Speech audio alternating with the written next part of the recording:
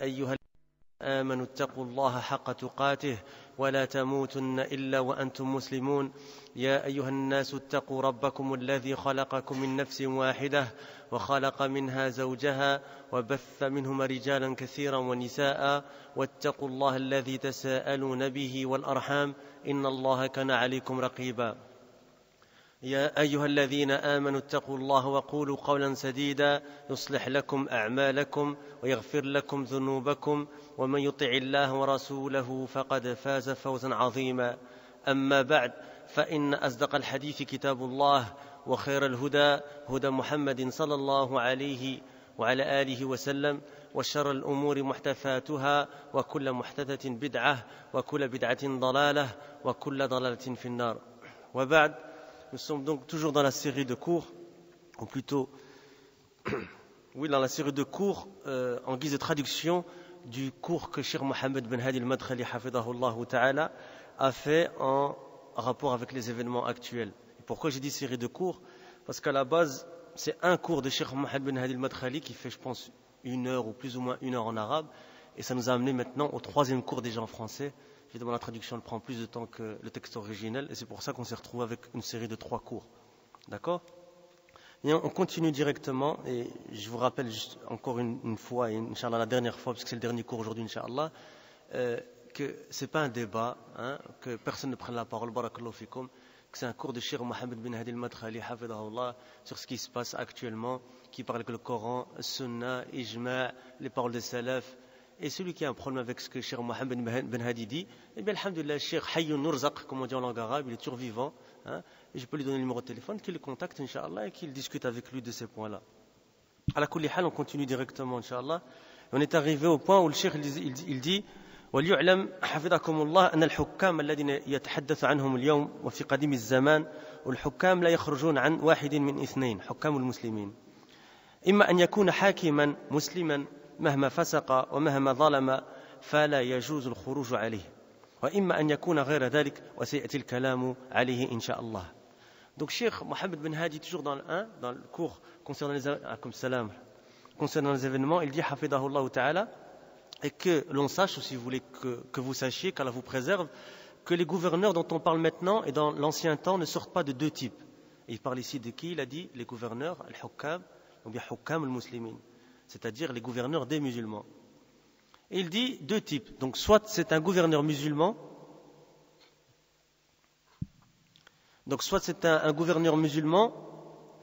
aussi pervers qu'il soit et aussi injuste qu'il soit, il est interdit de se rebeller contre lui. Puis Cheikh il donne le 2e type, il va détailler ça après, Inch'Allah. Il dit soit, donc 2e type, qu'il ne soit pas de ce type, et nous allons en parler, Inch'Allah. Évidemment, c'est quoi le 2e type? C'est quand c'est pas un musulman.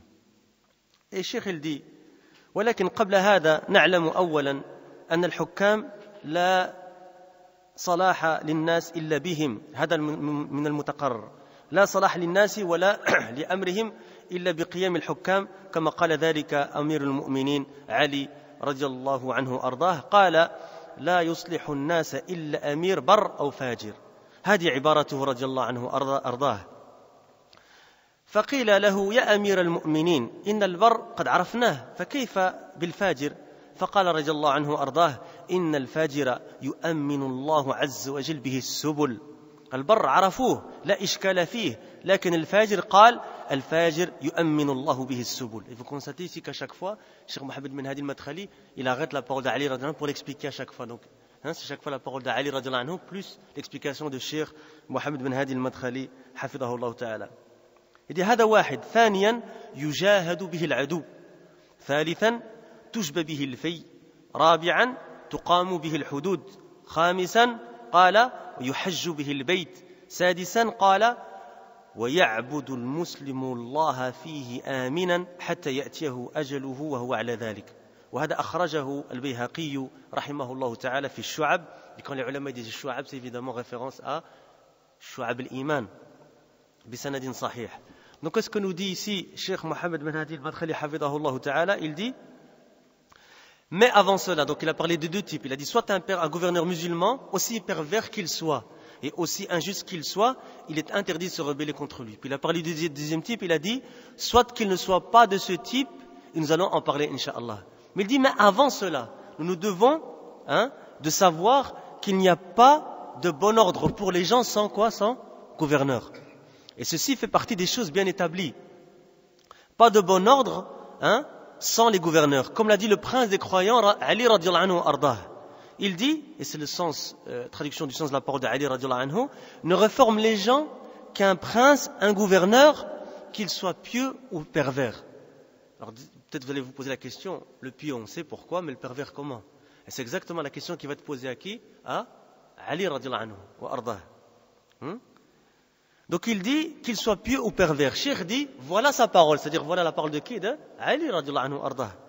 Il lui fut alors dit à Ali, ô prince des croyants, ya amir al-mu'minin, nous savons concernant le pieux, mais qu'en est-il du pervers? Il répondit alors, par le pervers, Allah subhanahu wa ta'ala sécurise les routes, les voies, les chemins, as-subul.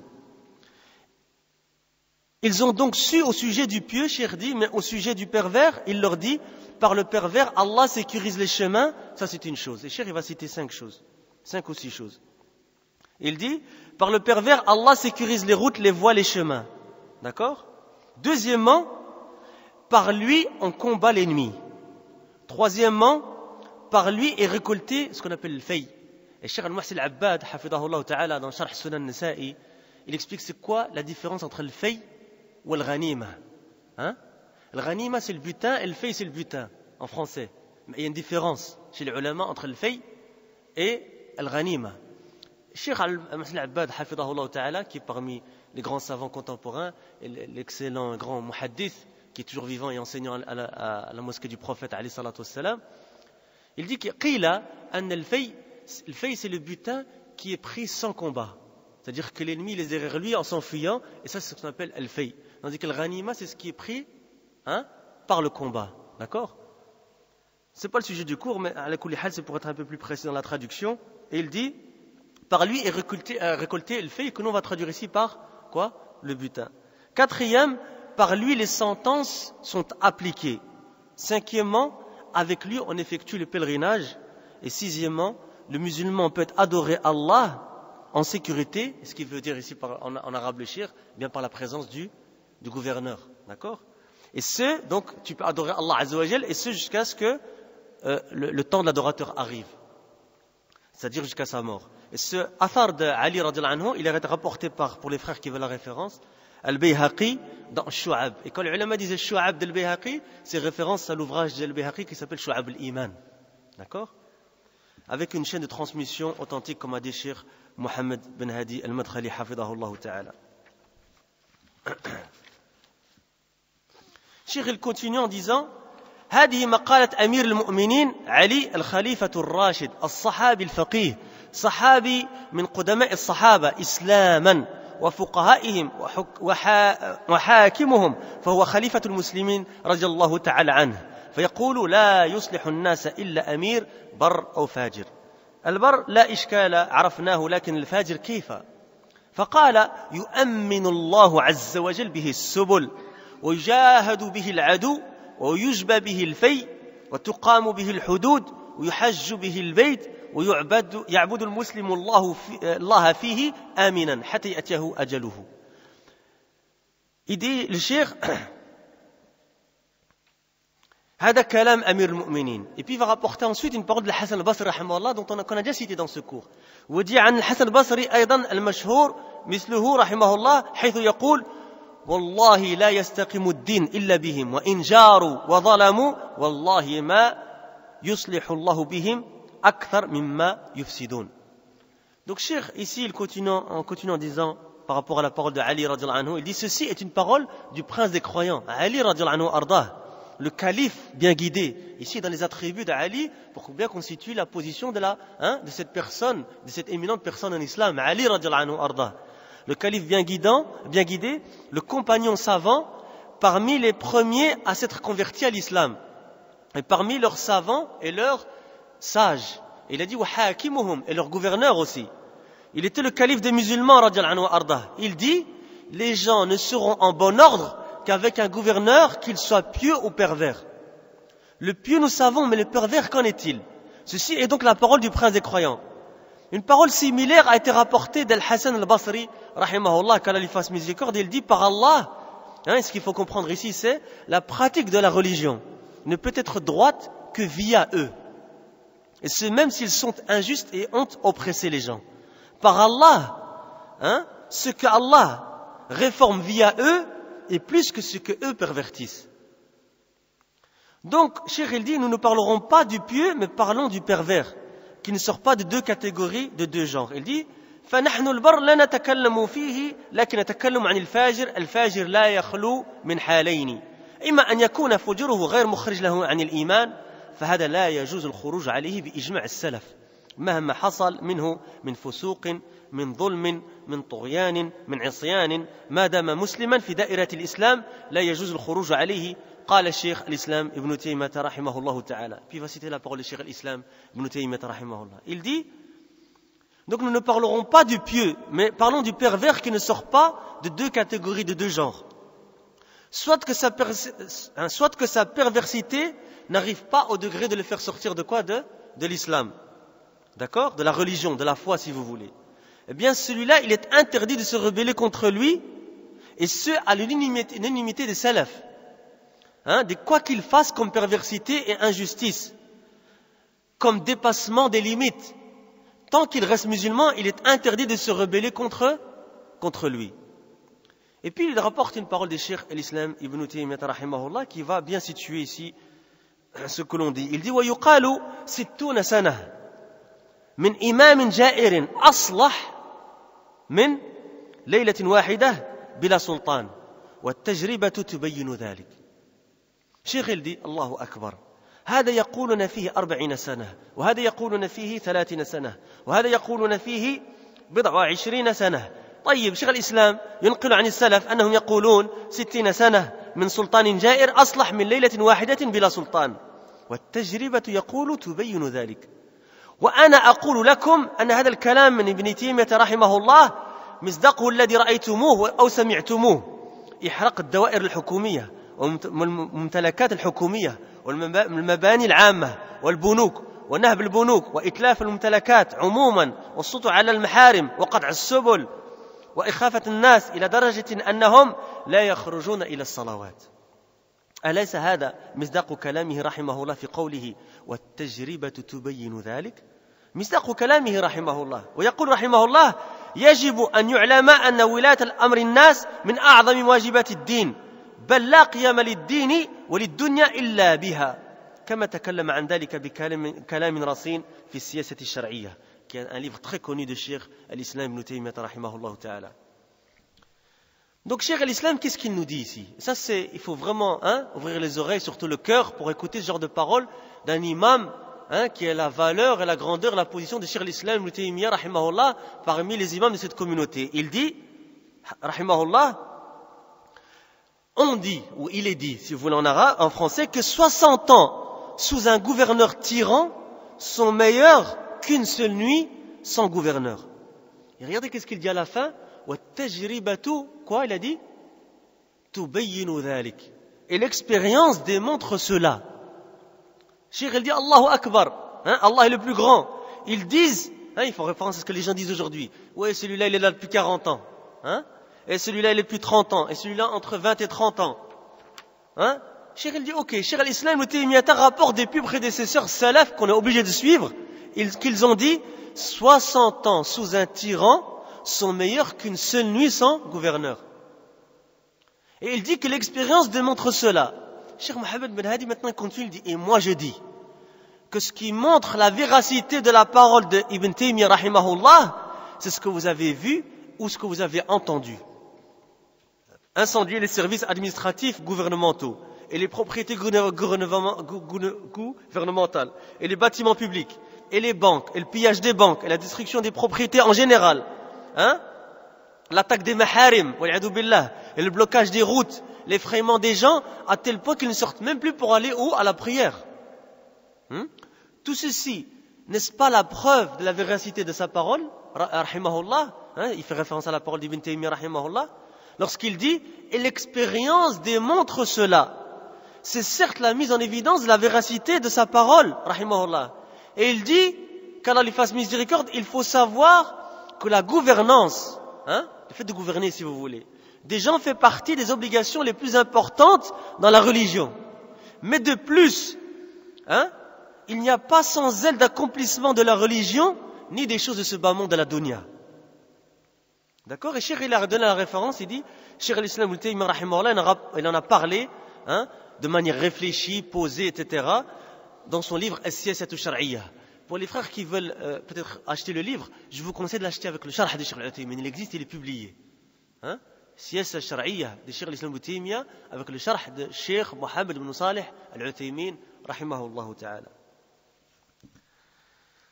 Et Cheikh il continue en disant فأقول المسلم وقد عرفتم أنه بالإجماع. Il n'y en a pas un qui veut vous mettre des choubouhat. بالإجماع. On a vu hier dans le cours avec Abu Khadija ici pour les frères qui étaient là, dans le Hayya d'Ibn Abi Daoud, que l'Ijma' c'est quoi? C'est le Hujja Dhanniya ou Qat'iyya? Qat'iyya, c'est une preuve évidente, claire, il n'y a pas de discussion. L'Ijma' c'est l'Ijma'. فأقول المسلم وقد عرفتم أنه بالإجماع لا يجوز الخروج عليه مهما فسق مهما طغى مهما ظلم مهما استأثر لعموم قوله صلى الله عليه وسلم اسمع وأطيع ولو جلد ظهرك وأخذ مالك. Donc qu'est-ce que Cheikh Mohammed Ben Hadi al-Madkhali hafidhahullah nous dit ici? Il continue en disant, je dis, comme nous l'avons vu, qu'il est interdit, et ce selon l'ijma', comme on l'a dit, c'est-à-dire quoi? L'unanimité, de se rebeller contre le musulman, le gouverneur musulman, aussi pervers, aussi injuste soit-il, et ce en raison de la généralité de la parole du prophète alayhi salatu wassalam. Écoute et obéis, et ce même s'il flagelle ton dos et prend ton argent. Cheikh il continue en disant, Ya nas, النبي صلى الله عليه وسلم يقول هذا الكلام العربي الفصيح الصحيح اسمع وأطيع ولو ضرب ظهرك وأخذ مالك. مالك أنت الذي حصلته بكدك واجتهادك وعرقك، لو أخذه منك هذا السلطان الظالم وجلد فوق ذلك ظهرك ما دام لم يكفر فإنه يجب عليك أن تسمع وتطيع لأن هذه المفسدة مفسدة خاصة. Et je voudrais vraiment, ya ikhwa, que vous compreniez bien cette mas'ala ici de ce qu'on appelle fiqh al-mafasid wa al-masalih. Et c'est un ilm daqiq, c'est une science très précise. Et c'est qui fait ça? من يقدر المفاسد والمصالح ومن يرجح بين c'est qui fait le tarjih? C'est qui voit cette science de ce qu'on appelle le bien et le mal, et quand il y a deux mal, qu'est-ce qu'on fait? Quand il y a un bien et un mal, qu'est-ce qu'on fait passer avant l'autre, etc. C'est qui fait ça? C'est bien sûr, c'est les ulama, les savants, c'est pas nous, ya ikhwa. Donc toi, avant de parler, akhi fillah, c'est même pas qu'on va te demander dalil, parce que nous, on n'est même pas capable de voir dalil. C'est qui est ton savant derrière toi qui parle? Quel savant il dit ce que tu as dit avant que tu le dises? D'accord? Et ça, c'est un point très important. Et Cheikh va rapporter du détail ici des choses très intéressantes. D'Ibn Qayyim rahimahullah, d'Ibn Taymiyyah, une histoire qui est arrivée à Ibn Taymiyyah qui illustre bien ce fiqh justement. Et on va voir que des frères vont être surpris ici, que des fois on fait da'wa et on fait ce qu'on appelle inkar al-munkar sans ce qu'on appelle dawabit shar'iyya, sans règles précises de la législation islamique. Et on va expliquer ça dans un instant, Inch'Allah. Donc qu'est-ce qu'il dit, Cheikh ici? Il dit, et ce en raison de la généralité de la parole du prophète alayhi salatu wassalam, écoute et obéis, et ce même s'il flagelle ton dos et prend ton argent. Ô gens, le prophète sallallahu alayhi wa sallam dit cette parole authentique dans un arabe pur, isma' wa ati' wa in daraba dhaharak wa akhadha malak. Écoute et obéis, ce même s'il te flagelle le dos et prend ton argent. Et pour les frères qui ont fait Usul Sita avec nous ici, on a vu en détail cette mas'ala avec les hukam, etc. D'accord? Ton argent que tu as obtenu par tes efforts, Cheikh il dit, et ta sueur, et par ton labeur, si ce gouverneur injuste le prend, et en plus de ça, te flagelle le dos, tant qu'il n'est pas mécréant, il t'est obligatoire de l'écouter et de lui obéir. Et pourquoi? La raison, c'est pour ça qu'on parle ici de mafas et de masalih. Il dit, écoutez bien, car ce mal est un mal spécifique qui te touche toi, une personne spécifique, ou des personnes. Mais si toi et l'autre et le troisième, vous allez faire scission avec le gouverneur, alors le mal, qu'est-ce qui se passe? Il se généralise. Et nous cherchons refuge auprès d'Allah contre cela.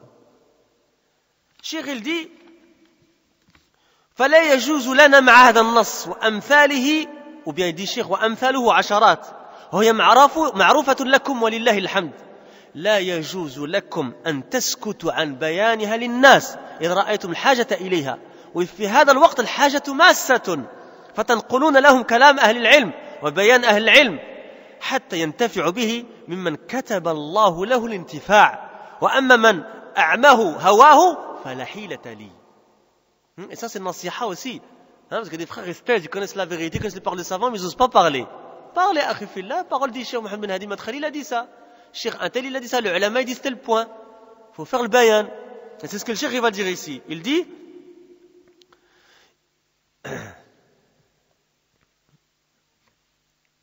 ils nous ont donc interdit en raison de ce texte, cela nous est donc interdit de se rebeller contre le gouvernement musulman en raison de ce texte et de dizaines d'autres textes qui sont connus par vous. Et il vous est interdit de vous taire et de ne pas les mettre en évidence aux gens, de les clarifier aux gens.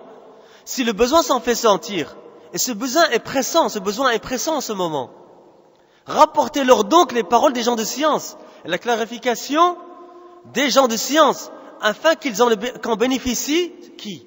Tout le monde, non. Ceux à qui Allah a prescrit cela, d'en tirer des bénéfices. Est-ce que c'est un tawfiq ou pas? Tawfiq min Allah Azza wa Jal. C'est pas n'importe qui. Laysa kul wahid yantafi' bil kalam. Tandis que celui que les passions ont aveuglé, eh bien qu'est-ce que se passe? Cheikh il dit, eh bien je ne peux rien faire pour lui. On ne peut rien faire pour lui. Wal'iyadu billah. Cheikh il continue, il va parler maintenant de quoi? On a parlé du gouvernement musulman. Et on a dit quoi? Aussi pervers qu'il soit, aussi injuste qu'il soit, il est autorisé ou pas de se rebeller? Non. On a les textes, pour les frères qui veulent les textes en détail, on a parlé dans Usul Sita, etc., de Cheikh Mohamed Al-Wahhab avec l'explication de Cheikh Mohamed Oubel Al-Jabiri. On a un site internet, ils peuvent télécharger les cassettes, etc. على كل حال أما الكافر maintenant il parle du kafir فلو أردنا أن هذا الحاكم كفر خرج عن دائرة الإسلام صار كافرا ما الموقف معه. C'est quelqu'un qui va poser la question, il dit oui mais d'accord maintenant il est mécréant, qu'est-ce qu'on fait maintenant? Bien sûr il va répondre à cette question. Et c'est une question vraiment d'actualité. Il dit, Cheikh, en ce qui concerne le gouvernant mécréant, c'est-à-dire que ce gouvernant est mécréant d'une mécréance qui le fait sortir de l'islam, quelle est la position à adopter envers lui? La réponse, il dit, nous disons, نقول الحاكم إذا كفر فالنبي صلى الله عليه وسلم قد قال في حديث عبادة إلا أن تروا كفرا بواحا عندكم فيه من الله برهان والبواح هو الظاهر الفاشي البادي لكل أحد يراه فيعرفه لا يلتبس عليه لا شبهة فيه ولا تأويل. الشيخ va expliquer qu'est-ce que ça veut dire dans un instant إن شاء الله. إذا كفر الحاكم على هذا النحو فحينئذ يجوز الخروج عليه لكن بشروط. الشيخ il dit nous disons le gouverneur s'il a mécru. Le prophète sallallahu alayhi wa sallam a dit comme c'est rapporté dans le hadith de Ubadah radiyallahu anhu arda, sauf si vous voyez de lui une mécréance claire, évidente, au sujet de laquelle vous avez une preuve venant d'Allah subhanahu wa ta'ala. Al-bawah dans la langue arabe, illa an taraw kufran bawahan indakum fihi min Allah burhanun. Bawah c'est quoi? C'est l'apparent, le propagé, le manifeste, visible aux yeux de tous. Et qu'il soit donc connu, au sujet duquel on n'a aucun doute, aucune shubha, aucun ta'wil, aucune interprétation possible, aucune ambiguïté, pas de ta'wil. Donc si le gouverneur mécroit de cette manière, alors il est autorisé de se rebeller contre lui. Écoutez la fin de la phrase. Walakin bi shurut, mais avec des conditions. Et vous connaissez la règle dans Usul al-Fiqh qui dit wa idha fuqida shart fuqida al-mashrut. Si la condition n'est pas là, alors ce pourquoi on pose une condition ne peut pas être établi. Cheikh il dit أول هذه الشروط أن يكون كفرا بواحا لا شبهة فيه لا خفاء فيه لا لبس فيه لا تأويل فيه. فأحمد, il parle de qui Ahmed? Bien sûr l'imam Ahmed رحمه الله كان يفتي بكفر من قال بخلق القرآن. Regardez un peu, les gens ils oublient ce genre de masaïl là. Il faut prendre un exemple sur la Aïmma. Et la position de l'imam Ahmed dans Fitnat Khalq al-Qur'an, c'est devenu une école, un madhab pour al-Sunnah al-Jama'a. Comment il se comportait dans cette fitna? De quoi? Que les gens, certains gouverneurs à son époque ont dit, sous l'influence de certains savants de l'égarement, ils ont dit que le Coran, il est créé. Et la croyance al-Sunnah al-Jama'a, c'est que le Coran, c'est la parole d'Allah et qu'il n'est pas créé. D'accord? Et on est tous d'accord que le fait de dire que le Coran, il est créé, c'est un kufr, c'est une mécréance. Donc qu'est-ce qu'il a dit, Cheikh? Il a dit, كان يفتي بكفر من قال بخلق القرآن ويدعو لمن؟ للمأمون. C'est qui le Ma'moun? C'est le gouverneur qui était à l'époque de l'imam Ahmed. ويدعو للمعتصم. C'est qui le Mu'tasim? C'est celui qui est venu après le Ma'moun. Regardez combien de gouverneurs ils sont passés à l'époque de l'imam Ahmed dans cette fitna. للمأمون ويدعو للمعتصم يدعو للخلفاء ويأمر بالصبر عليهم. المأمون لأنه مات ولم يراه لم يقابله رحمه الله تعالى. وبعد ذلك جاء للذي بعده المعتصم، ثم بعد ذلك الواثق، ثم بعد ذلك جاء المتوكل ورفعت الفتنة. ثلاث تعاقبوا من بني العباس على حبسه وضربه رضي الله عنه وأرضاه. لما كان يدعو له؟ لأنه رآه أنه متأول عنده شبهة فما كفر ووقف موقفا صلبا في الذين اجتمعوا إليه وقالوا يا أبا عبد الله إن هذا الأمر قد فشى وتفاقم ووصل إلى ما ترى وأنه لا سمع لهذا الرجل علينا ولا طاعة. فقال لا، هذا خلاف الآثار، اصبروا إن نجد في الآثار ما صلوا فلا الله في دماء المسلمين كفوا دماء المسلمين. الشيخ الديك termine en disant فلا بد أن يكون الكفر كفرا بواحا ظاهرا فاشيا باديا هذا أولا. Donc Cheikh, qu'est-ce qu'il dit ici? C'est très intéressant. Il dit, donc si le gouverneur mécroit de cette manière, c'est-à-dire qu'on a dit quoi, une mécréance qui le fait sortir de l'islam, eh bien il est autorisé de se rebeller contre lui, mais avec des conditions, des shurut. La première, donc vous comptez les conditions, la première, ashart al-awwal, c'est que cette mécréance soit bawah. On a dit c'est quoi bawah? Apparente, manifeste, sans aucune ambiguïté, claire et sans interprétation possible. L'imam Ahmed rahimahullah, qu'Allah lui fasse miséricorde, jugeait mécréant celui qui disait que le Coran est créé. On est d'accord ou pas? Mais il faisait des invocations de dua pour qui? Pour Al-Ma'moun. Et il invoquait pour Al-Mu'tasim. Et il invoquait pour les califes et ordonnait les gens d'être patients à leur égard. Et Al-Ma'moun, pourquoi il faisait de dua pour lui? Parce qu'il était mort, rahimahullah, et l'imam Ahmed ne l'a pas vu, il ne l'a pas rencontré. Après lui est arrivé qui? Al-Mu'tasim. Et après lui, Al-Wathiq. Et après lui, Al-Mutawakkil. Et là, la fitna, elle sait quoi? Elle s'est arrêtée. Et les gens de la Sunna sont revenus dans une situation confortable dans laquelle ils étaient avant, et la Sunna a pu être la plus haute. Car l'imam Ahmed rahimahullah voyait qu'il était muta'awil. Ce qu'on a en arabe muta'awil, c'est-à-dire qu'ils avaient un ta'wil. Ils avaient une mauvaise interprétation de quoi? Des textes. D'accord? C'est-à-dire qu'ils avaient une ambiguïté, une shubha.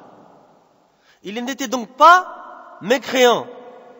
Et l'imam Ahmed a eu une position ferme lorsque les gens se sont regroupés autour de lui. Et regardez maintenant la position de certains hizbiyoun. Mohamed Hassan, Al-Qarni, Al-Qardawi, et d'autres parmi leurs semblables. Regardez la différence entre A'immat Ahl-Sunnah et eux. Quand les gens viennent autour de lui, qu'est-ce qu'il a dit l'imam Ahmed? Il a dit quoi, rahimahullah? Ils se sont regroupés autour de lui, ils lui ont dit, oh Abu Abdillah, c'est la kunya de l'imam Ahmed. Il dit, cette affaire, cette chose s'est répandue et s'est aggravée, est arrivée au point que tu vois. Et nous ne devons plus écouter cet homme ni lui obéir, c'est-à-dire le gouverneur. Il leur répondit, qu'est-ce qu'il leur a répondu? Il leur a répondu, se rebeller? Non. Il leur a dit quoi? Non, car c'est contraire au athar, aux chaînes de narration, aux narrations, aux chaînes de transmission. C'est-à-dire à la sunna. Patientez. Il leur ordonne quoi? La patience. Car nous avons dans les narrations, non tant qu'il prie. On ne se rebelle pas tant qu'il prie. Craignez Allah au sujet du sang des musulmans. Empêchez le sang des musulmans de couler. Cheikh, il dit, il est donc obligatoire que cette mécréance soit claire évidente, visible aux yeux de tous. Ceci était la première condition. Une petite faïda que je vous donne parmi ce hadith-là, par rapport à ce hadith-là. Illa an taraw. C'est quoi ça? C'est le waw ici, c'est pas waw al-jama'a en langue arabe. Si, d'accord? Cheikh Bazmoul, dans un de ses livres, il dit, Mohamed Ben Amr Bazmoul, il dit que c'est un dalil que ça doit être vu aux yeux de tous. Ça doit être clair. C'est pas quelque chose de caché. D'accord? Cheikh, il dit, deuxième condition. On a dit la première, c'est que ce soit un kufr bawah. Deuxième condition, il dit,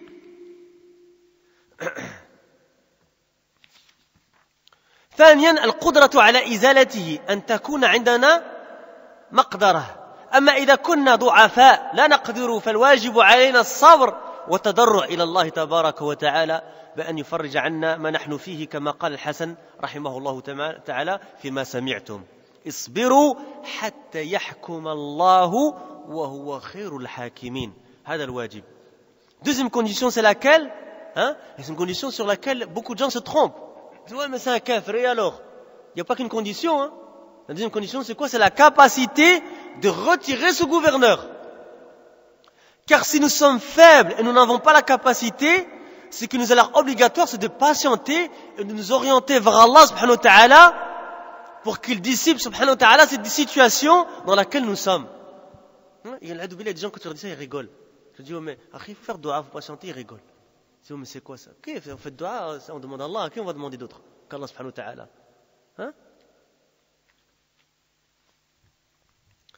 Il dit, Cheikh, comme l'a dit le Hassan al-Basri, rahimahullah. Vous vous souvenez de la parole du premier cours qu'on a fait?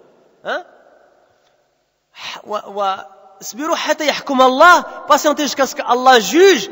Et il est certes le meilleur des juges. Et Cheikh, il dit, c'est ce qui nous est obligatoire. Troisième condition. Après le kufr al-bawah, manifeste, évident, etc. Deuxième condition, la capacité. Troisième condition, والثالث أن لا يؤدي هذا الخروج عليه إلى أن يخلفه إما مثله أو شر منه. أنت تتعب وربما يحصل قتل لكن قليل، لكن في الأخير يتسلط عليك إما مثله وإما من هو شر منه. هذه مصيبة ما استفدت شيئا. ولهذا لما قال من قال ما قال في الدعاء على الحجاج وسمعه الحسن فقال يا هذا إنما سلط الحجاج عليك بسبب ذنوبك. وفي رواية أخرى عنه قال له لا تدعو عليه أو قال لا تسبه فلعله يحكمك بعده القردة والخنازير. بعده لعلك تتحكم فيك وتحكمك القردة والخنازير. فلا بد أن يكون هناك قدرة على إزالته وأن يكون هناك مع القدرة على إزالته هذا الاحتراز. C'est un mot qu'on a déjà vu, qu'on a parlé de ce qu'on a appelé dans le fiqh, vous vous souvenez? القيود الاحترازية. Vous vous souvenez de ce terme-là? Les conditions restrictives. الاحتراز أن لا يتولى عليك من هو مثله أو شر منه. فإن كان كذلك فلا يجوز. لما? La question ici c'est pourquoi? لأنك حينئذ ما حققت مصلحة أبدا بل سعيت لنقل ملك من ملك إلى ملك. هذا هو من ملك إلى ملك. Cheikh, il dit, il rapporte un point très important et ça va nous donner une amorce concernant le fiqh, le mafasid ou le masalih.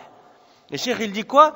La troisième condition, après le kufr al-bawah, la capacité, eh bien, c'est que cette révolte n'amène pas à ce que celui qui lui succède, à celui que tu as retiré, soit comme lui ou pire que lui. Et certains ulama, ils appellent ça wujud al-badil, qui est quelqu'un, le badil al-salih, quelqu'un de vertueux, de pieux, qui puisse le remplacer.